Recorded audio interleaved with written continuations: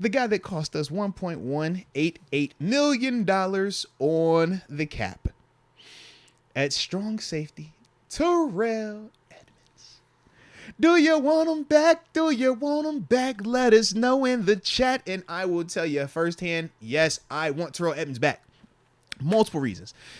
This dude is a good player. He continues to get better each and every year.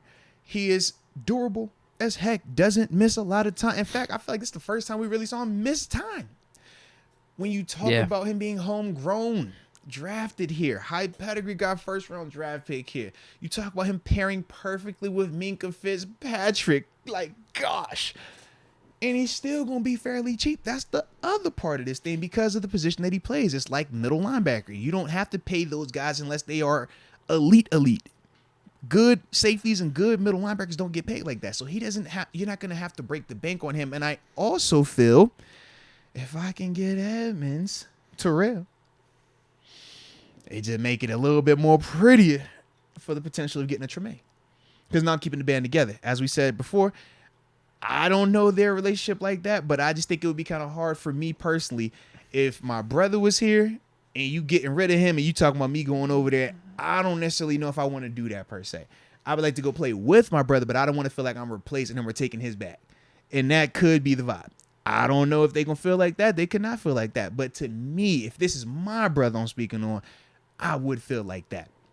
But to me, I just think that Edmunds, along with what we have here when we talk about the three safety unit, man, when we go Casey, Edmunds, and Minkah, man, I love the productivity that we got out of that. In the words of Coach Tom, I love the miles that we got out of that. We got a lot of usage out of that thing right there because it's effective against the run. You got Edmunds who goes into the box, man, he plays big. We talked about some of his stuff, even to the point where we flirting, hey, man, could he be an inside linebacker full time? I don't like him full time per se in our defense, but when we're doing three safeties, that's essentially the 4-3 look. Well, that's my question to you. Essentially the same look. Does re-signing Edmunds make the need for addressing inside linebacker in the draft or in free agency that much of a need? Yes and no. Yes, it still is a need. Because if we still have Spillane and Robinson here with Jack. Right, it's still a need if you don't want to keep having to go packages. Right now, we're package-oriented. Hey, when y'all thinking it's obvious run situation, we're going to get Spillane and Jack. If y'all, or you're going to get Spillane and Robinson. If we're thinking pass situation, all right, we're going to get Spillane and Jack. All right, if we thinking obvious pass situation, man, I'm going to get Edmunds out there with Spillane and some type of like exotic look. And it's just, eventually it catches up to you. Because if you keep telling me what you're going to play me in, it's only a matter of time before I can scheme you up. No matter how talented you are, no matter how good you are. And that's the part with predictability. Sometimes you want to be predictable because you want to have a telltale to make people think one thing and now I get you with misdirection. But the other thing is when I pull up a cut up and I cut up three safeties and I see, hey, every time it's 2nd and 10 or every time it's 3rd and this, you run this defense. What am I going to start thinking? All right, well, let's start playing. How can I get them in this and really hurt them? All right, well, hey, man, every time they go this personnel, it's because of this down and distance. All right, well, hey, what if we catch them in this, start big personnel, and then disperse this thing, and now we got this, like, that's the type of stuff that you got to be just real careful about. So that's why I say yes and no. If the Steelers don't mind it, which so far they've still continued on with that, especially since Shazier has went down, we've seen way more just packages, whether it was with L.J. Fort, whether it was with Mark Barron, whether it was with Bostic, right? All those guys would have different packaging groupings, and it was obvious. We could look and be like, okay, they planning for pass right here. All right, they thinking run right here. We don't, like, we're getting away with it, and it still works because we're talented, and we got great coaching, right? It makes it work.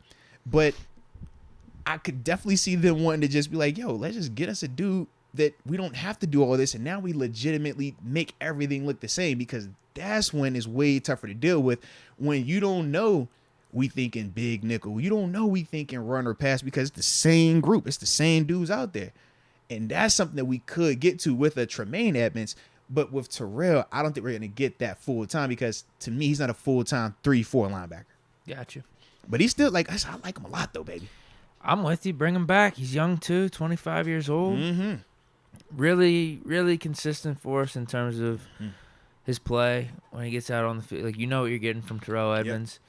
Also productive. I think he's gotten better as each season has gone on as well, particularly in coverage. That was one of the big knocks on him early on. I think he's been fine in coverage. It's just he's not one of those ball hawk guys like a Casey. But he'll be in the right position. He'll be there to knock the ball out, do whatever it is. Like, just be hip on hip with a receiver. Yeah, absolutely, man.